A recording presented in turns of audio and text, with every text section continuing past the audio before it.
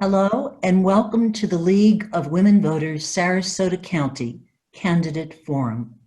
My name is Carol Hartz and I'm the president of the Sarasota County League. The League of Women Voters is a nonpartisan public policy organization that encourages informed and active participation in government. Our candidate forums are held under our Education Fund, a nonpartisan 501c3 corporation with a mission of voter service and education. The League accepts both women and men as members. The League does not support or oppose political candidates or parties. Today, we welcome candidates running for State House Districts 72 and 74. They are Democrat Drake Buckman, running in District 72, and Democrat Lisa Stordstrom, running in District 74. Fiona McFarland, Republican candidate for State House District 72, declined our invitation. Republican James Buchanan, candidate for State House District 74, also declined our invitation. You must be registered to vote and live in the district to vote for a candidate in that district. The absence or presence of a candidate does not in any way imply the Sarasota League's support of or opposition to that candidate. Candidates speak only for themselves, and their opinions are not necessarily shared by the League. Let's review the forum rules. The forum will be recorded and posted on our website and other media outlets as determined by the League. The recording is the property of the League. Written permission must be sought for the use of the video, which may not be edited or altered.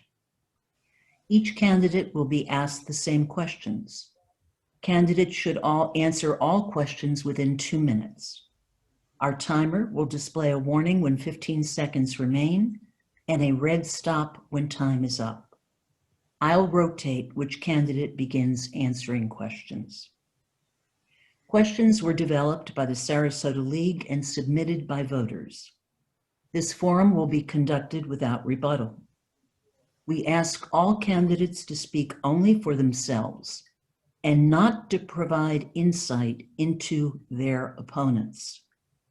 We look to candidates to help us understand their policy positions, problem-solving skills, and values so that we can make better choices as informed voters.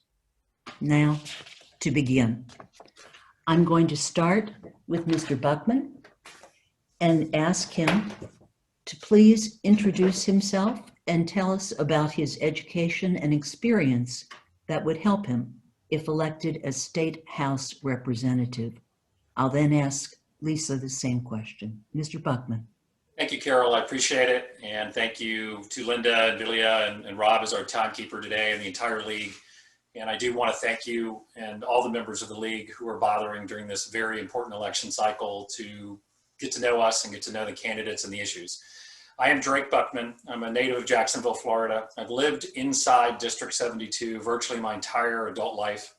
My children, my wife and I raised 3 children here. They all went to the public schools. They all played in the local parks. Siesta Key, of course, was a playground for them, the beaches, Mayaca, all the wild spaces. And when I moved here, I've said this before, I moved here and I was a broke law student. I was in love with another broke law student, my wife, who was from here. And when I visited here for the first time, I knew that I would never leave, and I never have. We started a business, a law firm, which we have been running for now as partners for, I think, the last 26 years.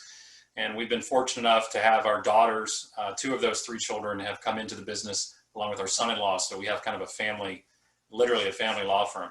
But it is a small business. I'll tell you my education. I'm an attorney. I consider that the education that I find most paramount to my candidacy is what I've learned as a husband, what I've learned as a father, and what now as I learned as a grandfather. I have a 1-year-old. And that's about legacy. And I think it's very important to be invested in this district. It's important to have a candidate that understands the neighborhoods, understands the problems we've had in District 72, and will be here long after the election is over. Whether I lose or not, I will still be here in this community working for it. So I believe that my business experience and my experience, frankly, as a human being who's walked the beaches and understands the schools and what this district is about, makes me the best candidate for the office. Thank you. Ms. Stordstrom, would you answer the same question, please? Hello, everybody. My name is Lisa Stordstrom. I moved here 10 years ago from up north. I've lived in Sarasota the whole time. It's a beautiful place. I also did move down to South Venice this past summer so that I could fight for District 74. 74 still has a little quieter of a quality of life, and I want to save that. I want to save the wild natural lands that we still have, such as Minnesota Beach. It's beautiful and pristine, and I want to keep it that way. I also want to keep it less crowded. I grew up north, and I went to school in Jacksonville University. I loved it. I did get to travel after college. Sarasota County is extraordinarily beautiful. It has fragile ecosystems, and I've seen them being built upon in the last 10 years since I've been coming down here and moving down here. We have a lot of work to do to keep it pristine and keep our quality of life, our public health, things that, qualities that attract tourists. And Lisa, excuse me. This is our time to learn about you. So if you would, tell us more about you, and there'll be lots of questions to come. Okay, sorry about that. I was a school teacher for 22 years. I really enjoy teaching. I'm a retired teacher now, and I feel that running as a candidate is a wonderful way to have our voices heard. When I joined environmental groups in the last 3 years, such as the Democratic Environmental Caucus, a lot of our actions were not heard by our government. So I am here to help our government work for the people. Thank you, Lisa. Lisa, you'll begin the next question. If elected, what would be your top 3 goals to accomplish during your term? Please. If elected, I would represent the people and bring representation back to our government. I would re-establish our government as providing services that all people need. And I would re-establish the full breadth of the Forever Lands initiative. Also, I would work for clean water. We have water that needs to be run through advanced wastewater treatment systems, and we need to look at how we've been treating our environments. So those would be my 3 top. Thank you. Priorities. Mr. Buckman, your top 3 goals? Thank you. I can tell you that the goals have changed since COVID happened, and we've been living with this catastrophe.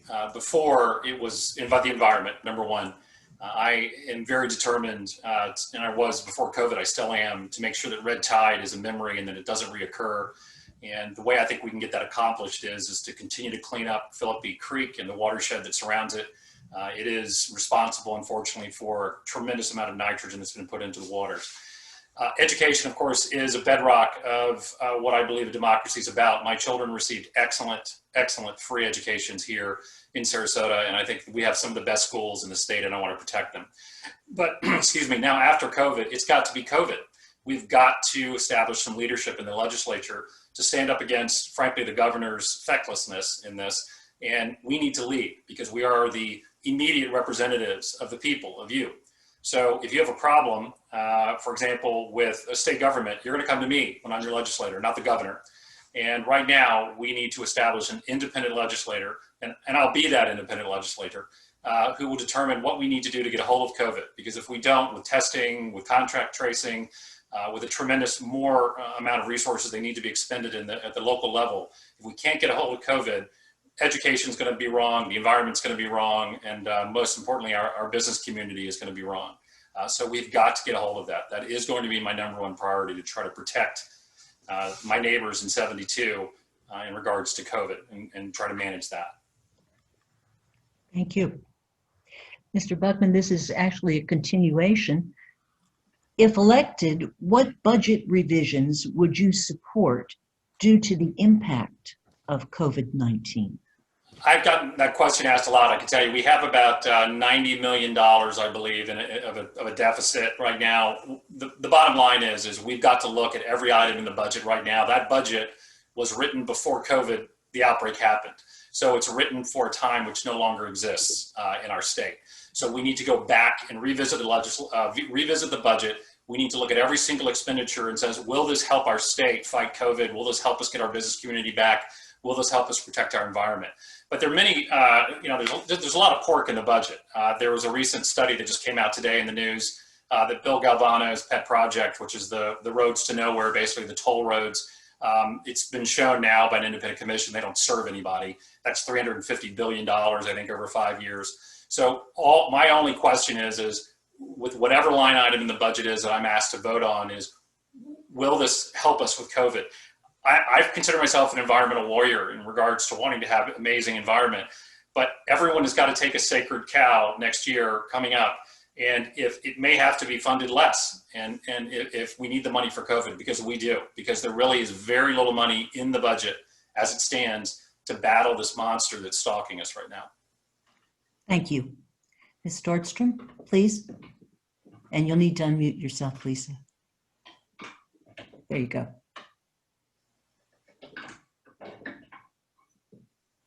Lisa? So the question was about, If elected, good, please feel free to ask me. If Sorry. elected, what budget revisions would you support due to the impact of COVID-19? thank you. Sorry about that. Yes, COVID has completely changed our platforms and our budget. But first, we do have to go back to Florida Forever Lands and reestablish that. I believe that, I have seen that a lot of the money has been redistributed to other areas. It needs to be brought back to that first platform, because if we lose our natural lands, Florida is not the same. In COVID, it's also related, the destruction of animal habitats and the pollution of water, including waste into it of people's COVID, will continue COVID. We have to look at the environment to bring back our public health as well. So we would have to reestablish all of the areas that have been cut by this administration, and we'd have to look at where money has gone, and then we'd have to set up ourselves for having schools with social distancing, teachers with proper PPE, nurses with proper PPE, and get it right this time. Thank you, Lisa. Lisa, you'll be the first to answer the next question, so you can stay unmuted. What is your position on Medicaid expansion within the state of Florida? Lisa? Yes, Medicaid must be continued and expanded to include all of the people that are not able to afford to buy their own health care. We also need to establish health care that people can afford without a tie to a job. As you can see in COVID, many people have lost their jobs. That means they've lost their health care. So Medicaid must be expanded, and access to that Medicaid must be established and strengthened, just like with other programs that have been difficult to access due to strings that are attached to it or the ways they are written. So we have to expand Medicaid, and we need to make sure that every person can access it. Thank you, Lisa. Mr. Buckman. I fundamentally agree with Lisa. Medicaid is a bargain for the people of the state of Florida. It is the amount of millions of uninsured people and underinsured people that exist here. Frankly, they're a tremendous burden on the public resources. Hospitals, like in my district, Sarasota Memorial Hospital, they have to write off a tremendous amount of great care that they give uniformly to people regardless of their financial standing. And it's just wrong. And that's money that eventually comes out of the Treasury. The truth is, and not to make this partisan, and I'm sorry, but the truth is our former governors, including the one we have now, have consistently refused dedicated federal funds and matching funds that would pay for Medicaid expansion. The people who will benefit from Medicaid are children. Most of them are also the poor, the elderly. But I will tell you, I begin my premise with that basic health care should be universal, period. And we need that in this state, particularly given our diverse populations, our at-risk populations. And this is definitely not the time with COVID going on to limit our citizens' access to health care. I think to do so is frankly very cynical. And I think that we're bowing to a lot of insurance company lobbyists, which is just outrageous compared to what's going on right now. So I guess that was a very long answer to the question is yes, I do think we should expand Medicaid. Thank you. You have 2 minutes, so go for it. All right. Next, this will be for you, Mr. Buckman. Home rule grants municipalities and counties the ability to pass laws to govern themselves as they see fit, so long as they obey the state and federal constitutions. What is your position on home rule versus preemptive statutes? This is a very interesting, as a lawyer and also as a citizen, I've learned about this a lot. You know, home rule, people's opinions on home rule change depending on who's in charge in the legislature. So if the legislature is majority Republican, the Republicans say that there should be no home rule because they know best and they know what is in the best interest of localities, particularly if those localities are more Democratic leaning, like for example, Miami or other cities. When the Democrats were in charge, though, they felt the same way, to be completely transparent and honest. I think that the truth is somewhere in the middle. People deserve to have, they elect local officials to make decisions for them. One of the problems, though, is in Sarasota, we have about 4 men, and I'm sorry, but they are men, who think they own the county, and they can influence planning decisions, they can influence how money is expended, they influence elections to a huge degree. And the citizens are waking up to that, I think. But this is a good example locally of how a very small group of special interests who don't really have the public interest at heart can take advantage of home rule.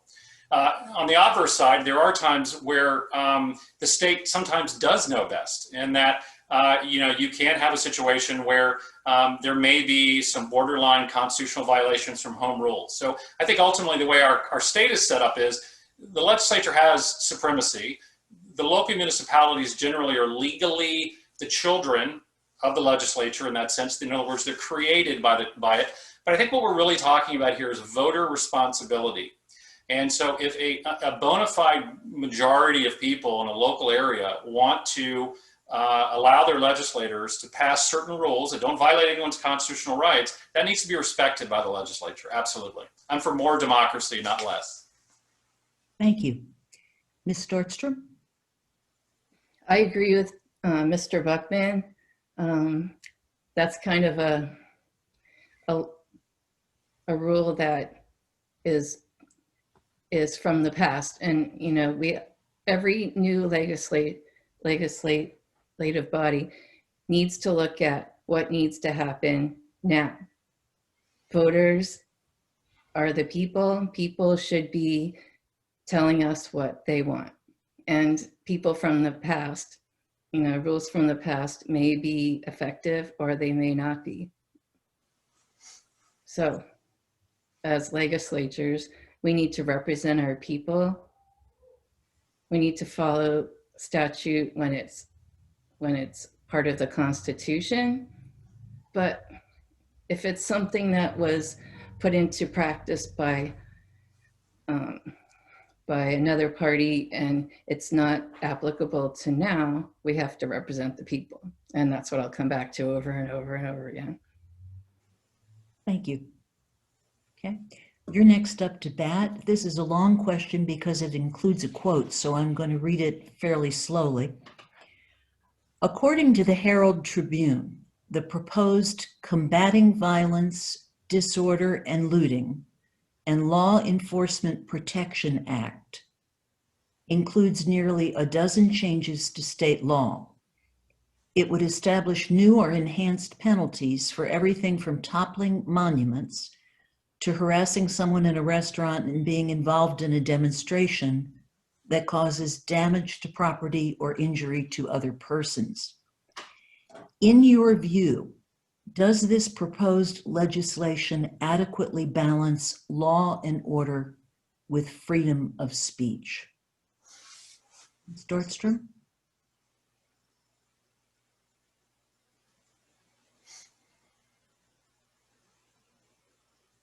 I'm sorry. Oh, you're muted.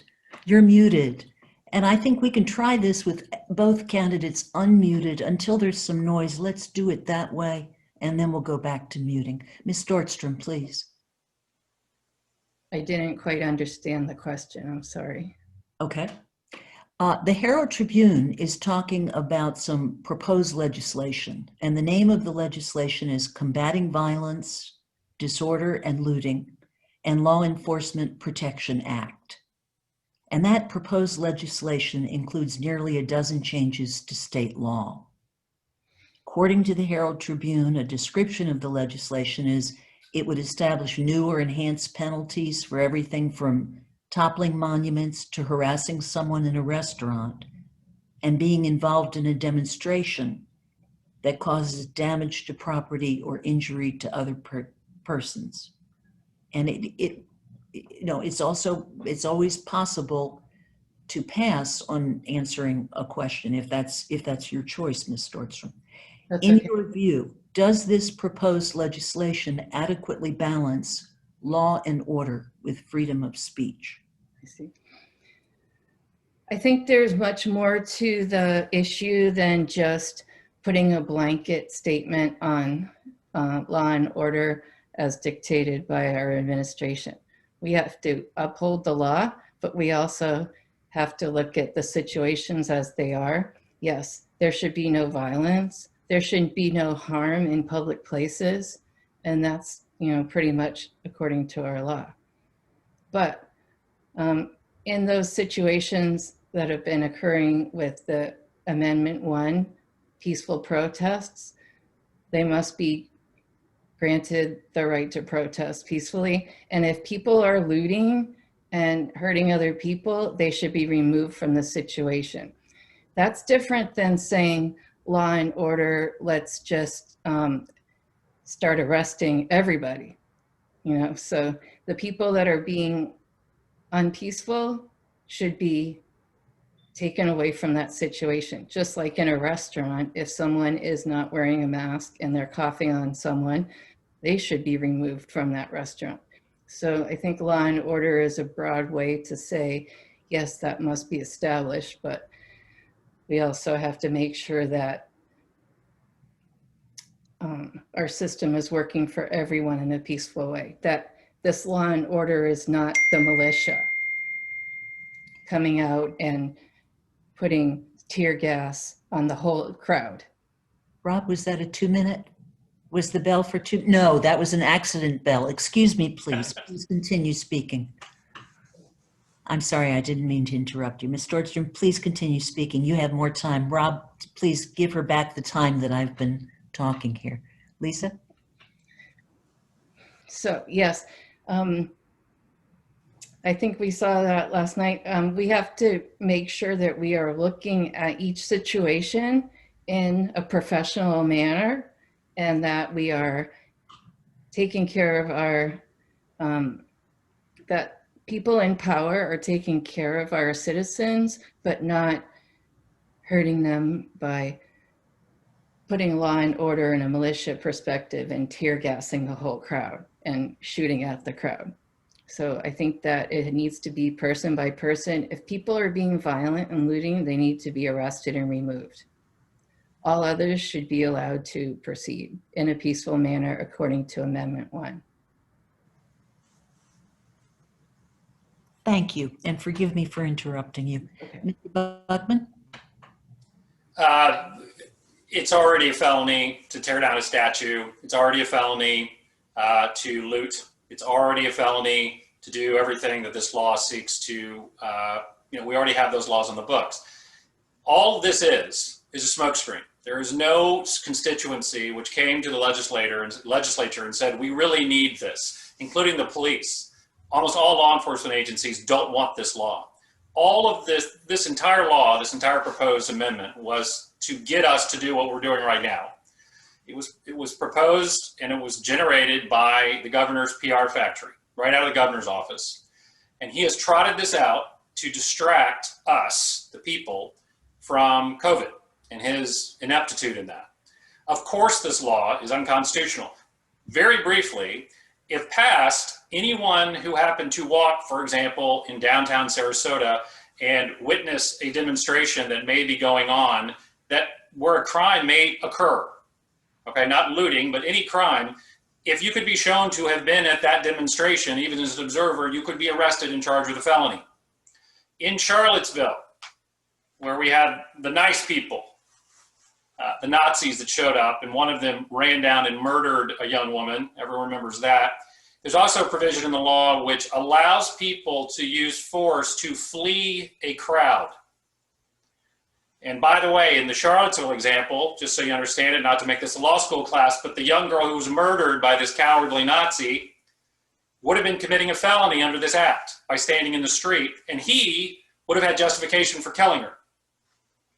So yes, it is unconstitutional, it's ridiculous, and I think the more we talk about it, we should only talk against it, not debate it, because it's absolutely unconstitutional, and it's only here to distract from what's not happening at the governor's office in relation to COVID. Thank you. Mr. Buckman, you're next.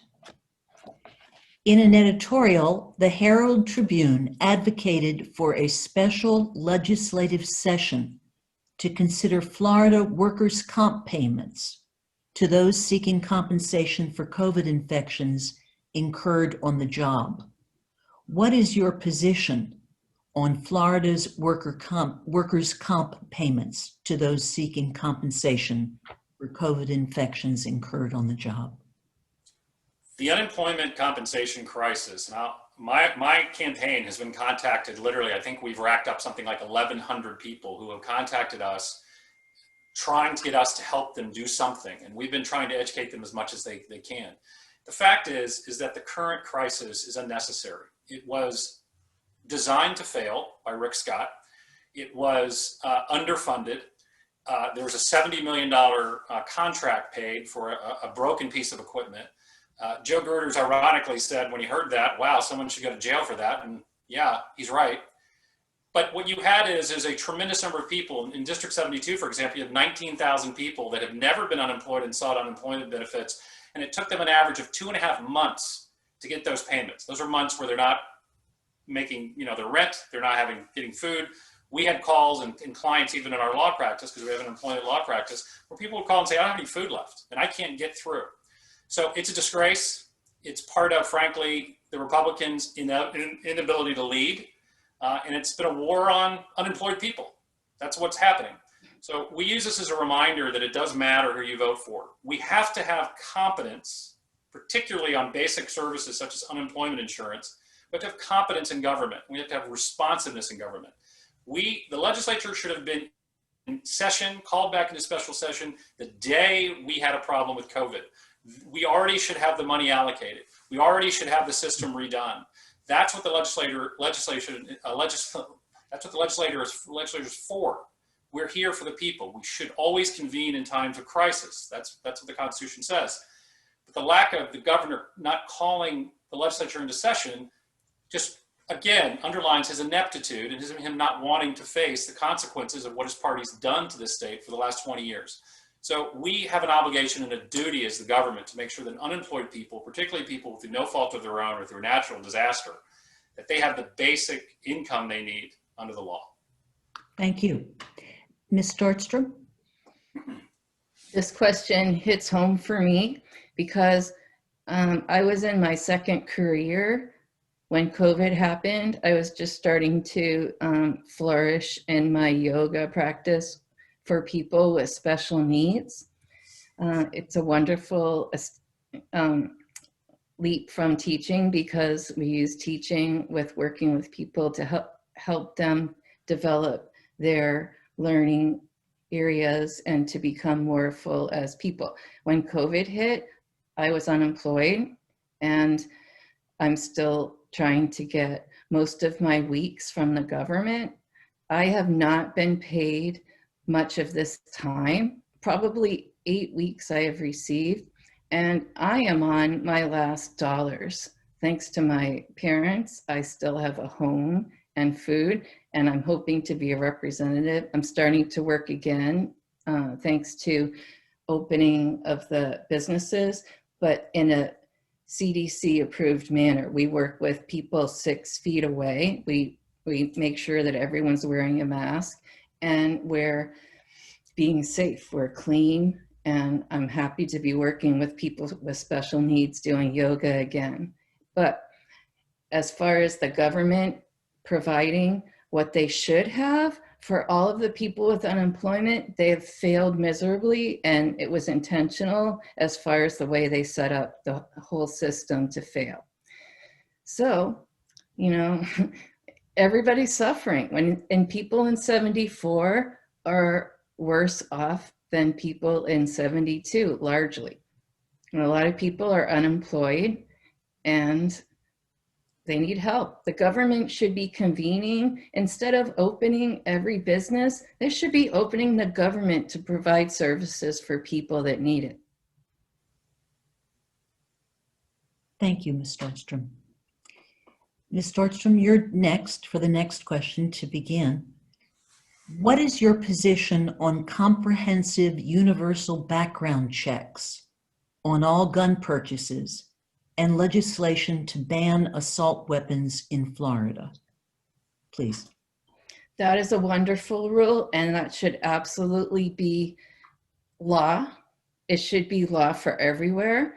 No one that has a criminal background should be able to access a gun. Further, military grade weapons have no place in our streets.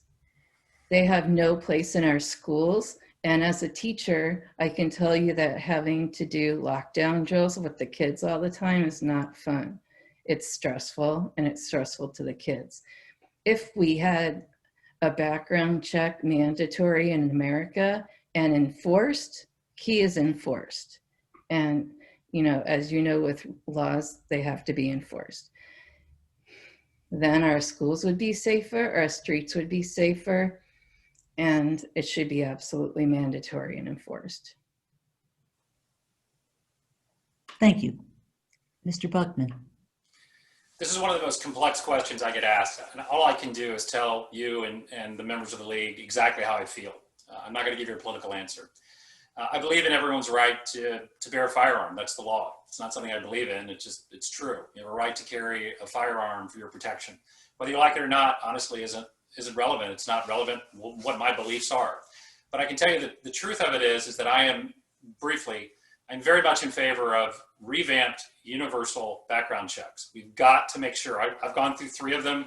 I've bought several guns in my life. I've enjoyed hunting. I've enjoyed target practice with my children. I've tried to train, particularly my daughters, in self-defense. I think it's important for young women to know how to do that. But it's all about gun responsibility and gun safety. That's it. We need to make places like our schools absolutely impregnable. We shouldn't have teachers armed, for example. We need to have professional law enforcement officers making sure that those are our safest places. They do it with courts. They do it with the legislator. They do it with the governor's office. We need to have impregnable schools. We need to have universal background checks that are also progressive. That means you may get a background check 20 years ago and you bought a bunch of guns, but we're really not entirely sure if you've committed a felony, for example. We need to have more uniform background checks. And I think anyone who's law abiding is not going to mind that. It certainly doesn't violate their Second Amendment rights. We need to close the gun show loophole. We also need to understand that most gun violence is a product of mental illness, not criminality. 60% of all gun deaths are suicides, for example, and we've got to have some kind of mental health component where we meet with people in the mental health community to understand really how we access that. In 72, I can tell you, I have purchased firearms from a variety of dealers. They are all, the professional firearms dealers we have in 72 are all highly responsible people. And we have a very successful citizen shooting program. The last thing I'm going to say, and this is what a lot of people like to hear, but I do not think it is constitutional, and I do not think it is practical to try to seize all AR-15s that are currently in the hands of Floridians who have them legally. There's over 1 million of them in Florida. I just don't think it's possible. So that's my unvarnished opinion on the Second Amendment and firearms. Thank you. Mr. Buckman, if elected, what actions would you take to reduce rising sea levels, carbon emissions, and bring clean jobs to Florida? Well, this is where, I love the fact that I'm representing 72, but at the same time, I would love to be able to have a magic wand and get rid of larger things that are beyond my purview. But what is in my purview briefly is, again, Philippi Creek, trying to create the cleanest watershed we can with Philippi Creek. But we can also do substantive things. We can end net metering. Most Floridians, I think, for example, are surprised to learn that you cannot put a solar panel on the top of your house and sell the energy back to FPL. And that's because FPL has a stranglehold on the solar community. I'm very much in favor of using solar and wind in every possible application. I think the first place we start is with state buildings. All new state buildings should be completely energy efficient and net zero energy. I am a big believer in a line item purchase on a consistent basis for all new construction and even retrofitting construction for solar. That's extremely important. We need to make sure that the cars that are used by the federal government, by the state government, there's literally tens, if not hundreds of thousands of automobiles, they need to be eventually turned into electric. We need to have a progressive program where we do that. We need to make sure that our water is clean. We need to limit, frankly, any kind of impacts on the aquifer, which is extremely important. That includes large international corporations sucking all of our aquifer water out of our beautiful springs and then selling it all over the world or selling it back to us in plastic bottles for nothing. We don't get anything for that. We should. That needs to stop. Phosphate mining is generally a disaster in this state. This is not a state in which phosphate mining can be sustained long term. We've also got to work with our farmers. The farmers and agricultural land users are actually some of the most responsible people with the land, some of the most responsible custodians, believe it or not. The larger companies aren't, but what we really need to make sure of is that we're working with them, not against them, to try to clean up their own water and do everything they can to preserve this miracle that we have, which is Florida. So thank you. Thank you. Ms. Stordstrom. In this question, I'm going to continue with where Mr. Buckman left off, because like you said, there is so much to say. So I'm going to continue and agree with all of his. So with that, we need to look at the water bodies that are deeply affected by pollution and have large contents of blue-green algae and other algae that have lots of nitrogen and that have, frankly, lots of pollution from all of the dumping that has happened over the last decades. And now with that, we can establish clean jobs in water, because in Sarasota, we have one advanced wastewater treatment system for sewage and water, drinking water.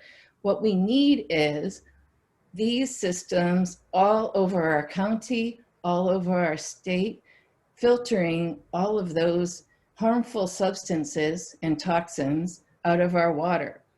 Additionally, we have forever chemicals in our water. We have so many chemicals in our water from all of the decades of experimenting with businesses using the waterways as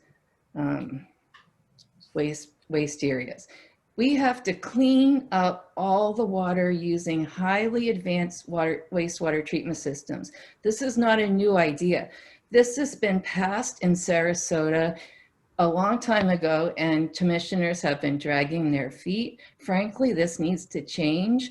We have terrible quality water in Florida for drinking, for swimming, and for recreating it. So there is a way we can change that. We can fund filtration systems all over Florida now. With water. Oh, excuse me. For water. Thank you. Okay, Ms. Stordstrom, next to you.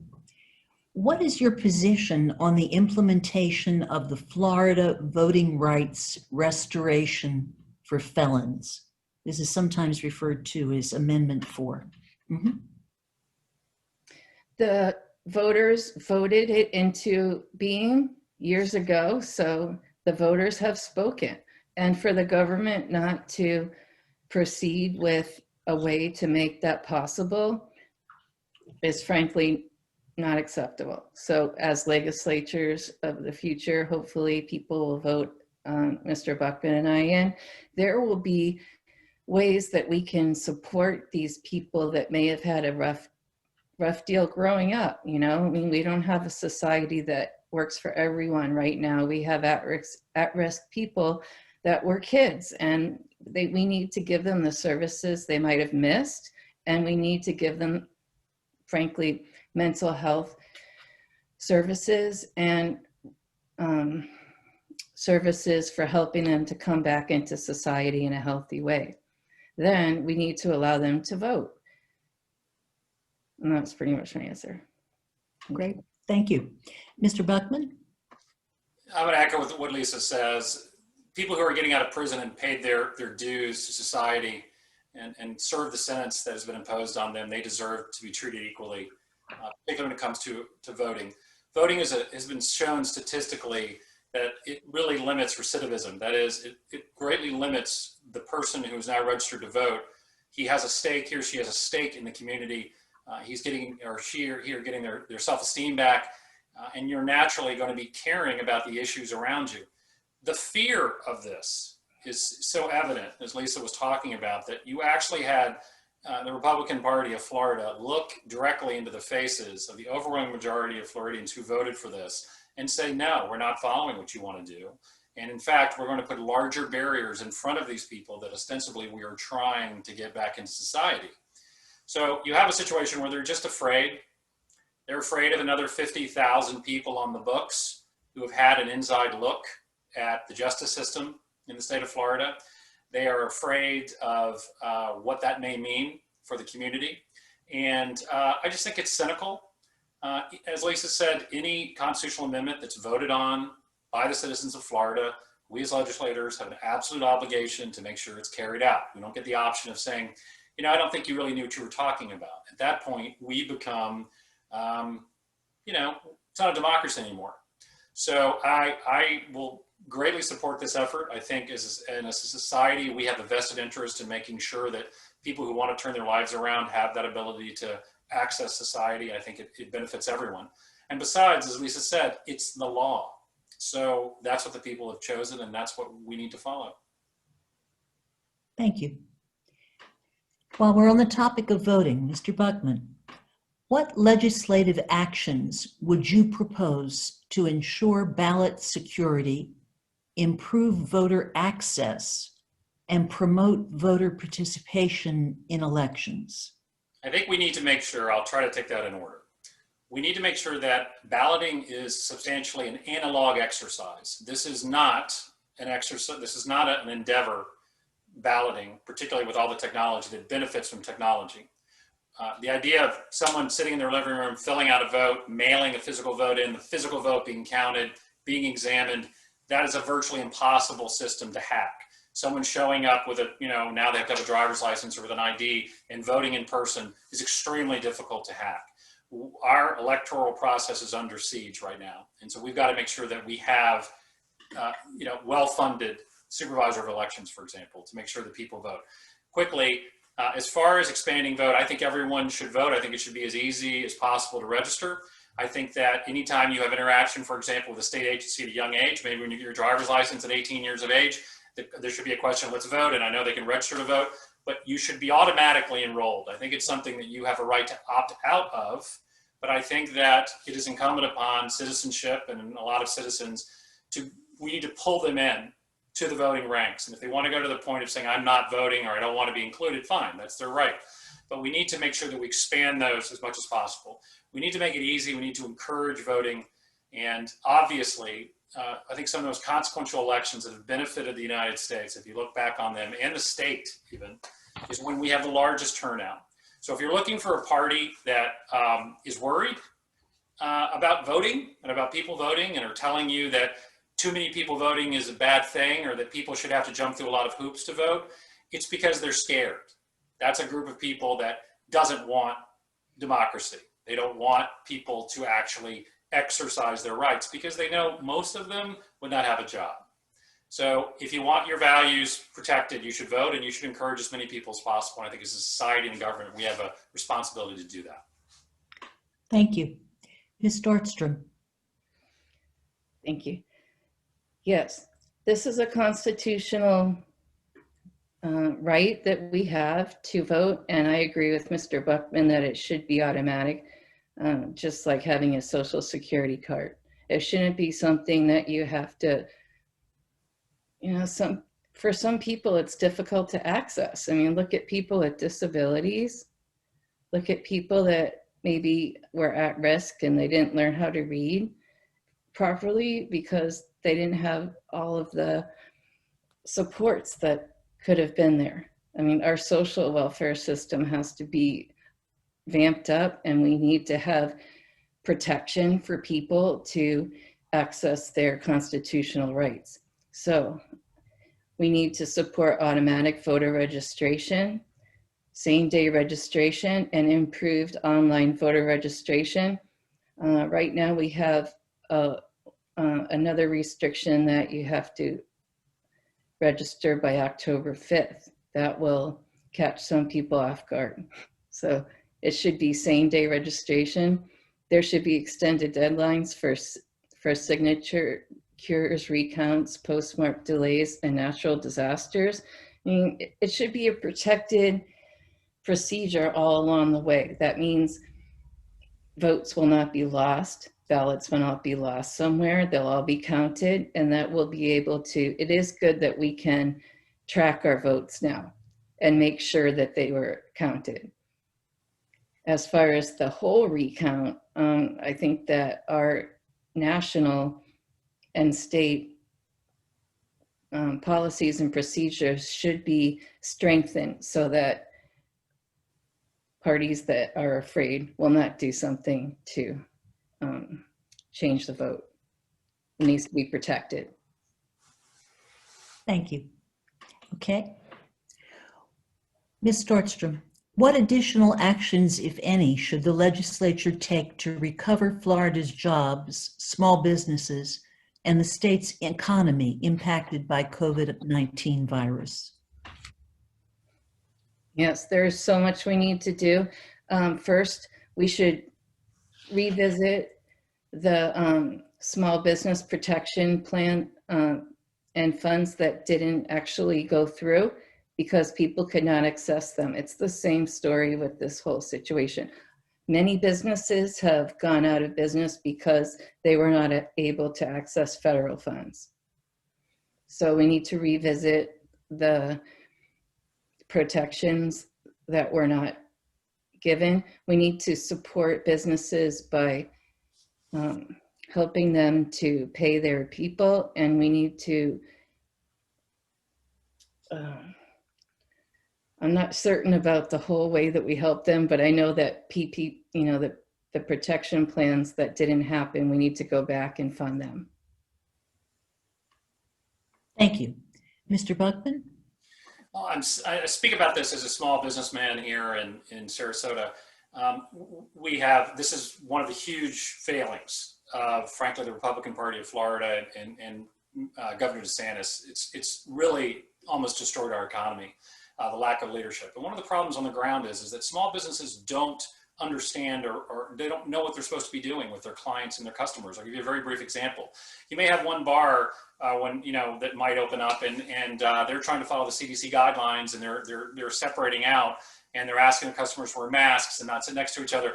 But frankly, if there's a bar next door that is not following those standards, everyone's leaving the first bar and going to the second. So the first bar says, I can either follow the guidelines, there's no government here to help me enforce these guidelines, and there's no action to do that. So you're asking small business people, because of COVID, to choose between competition and going out of business or following some kind of vague sense of guidelines where they become an epidemiologist, like an amateur doctor or something. So this is just basic leadership. We have to have, very quickly, we have to have immediate funding for large numbers of tests. You need to know when you go into a restaurant, the chances are, more than likely, your servers have all been tested and passed the test that day. That the diners who are involved don't have temperatures. that people are wearing masks as practically as possible. You need to understand that. If you have confidence as a customer of any business, mine or a bar or anyone else, or the mall, if we have confidence that the people around us probably aren't contagious and that we're probably not going to get this disease, that's when you're going to see it come back. But that's going to take leadership, not wishful thinking from, frankly, this do-nothing governor who is just intent on getting us open no matter what. The problem is we're going to pay for this. Lisa's right. There's lots of businesses in District 72 which have gone out of business and are not going to come back. And unfortunately, there's going to be another wave this winter that are going to go away and never come back. And so we have got to have leadership, testing, financial support from the state government. And above all else, we've got to have confidence in our clients and our customers that they're not going to get sick by simply going to a business. Thank you. This will be our last question until we get to the summary. Mr. Buckman, what is your position on the MCORS, Multi-Use Corridors of Regional Economic Significance Highway Project? I think it's a boondoggle. I think it's an unnecessary expenditure that has been, if I can be frank, that has been cooked up by special interests who want to take $250 million of Florida taxpayers' money to build an unnecessary highway to nowhere. And it's going to be not only a giant boondoggle in the sense that really what you're building, just so you're clear, the legislature is proposing to build these enormous highways throughout the state of Florida, which you will then pay tolls to travel on, besides the $250 million that you're going to spend in maintenance and building it. The amount of jobs it's going to create is inconsequential, frankly. The amount of environmental disruption is going to be massive, I promise you. Most of the areas that it's seeking to go through bisect very key migration areas and water, very sensitive water areas, as Lisa mentioned earlier. So it is and again, this is what I mentioned, by the way, there's been an independent economic council that came out today that said it's just not needed. They can't come up with a real economic reason why it's needed. So what you want to do as a voter is just simply look at the campaign contributions for, say, Representative or Senator Galvano. He's the one that's been promoting this. It's online. Look it up. See what his campaign contributions are. See what Joe Gruters, who's head of the Republican Party, see what money he's getting from these kind of paving contractors and concrete firms and engineering companies. And it'll be clear to you really what the reasons are that this ridiculous project, particularly with everything we have going on with the budget and COVID, the real reasons why it's being foisted on us. So again, long answer, probably could have just said I'm against it, but I thought it deserves some more comment. Thank you. Ms. Stordstrom. Yes. Also, I agree that this is not a necessary project to fund in Florida at this time. We have talked about many services that need to be revitalized. We've talked about water, and I'll say something else about water that we need to do, which is much more important than this project. That won't benefit anybody, but will destroy animal habitats and propel COVID-19 to be with us for a long time, because it has been proven that the destruction of animal habitats brings viruses to us. And we need to be protecting our ecosystems that we still have. We have suffered from overdevelopment for a while now. That's one of the reasons I moved to District 74. It is coming down that way, but we have to have our building occur within sustainable practices. We have to have enough animal habitats, water, health of our waterways, health of our air, and health of our land, so that we can have public health and we can have an adequate quality of life. We do not need that project. In fact, we need to be putting our resources back into infrastructure. Infrastructure is where we need to look at right now. We need to revitalize our water systems because they are outdated, that we are having sewage spills because of it. This is where we should be putting our money, as well as advanced wastewater treatment systems. Our state needs help. Thank you. All right. we're at the end, and Ms. Stordstrom, if you would start us off by summarizing for voters why they should elect you as a State House representative. I'm a school teacher, and I came to this candidacy because I see what people are asking of our government. Our government needs to serve people. Right now, we are having a block to that.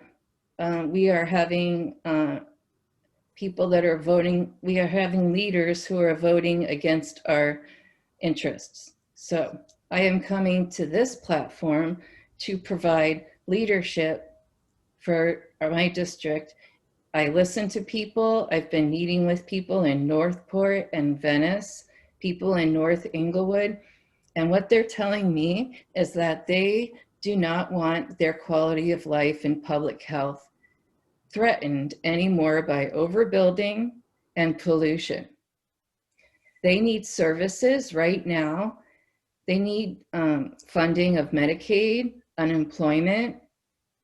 They need revitalization of infrastructure so that they can have good water in their homes. We need basic services that have been taken away, and I am here to offer people what they need. Also, so that includes environmental protection, and representation of people of all backgrounds. And that includes Black Lives Matter, that includes LGBTQ+, that includes people who are at risk and may need extra mental health services.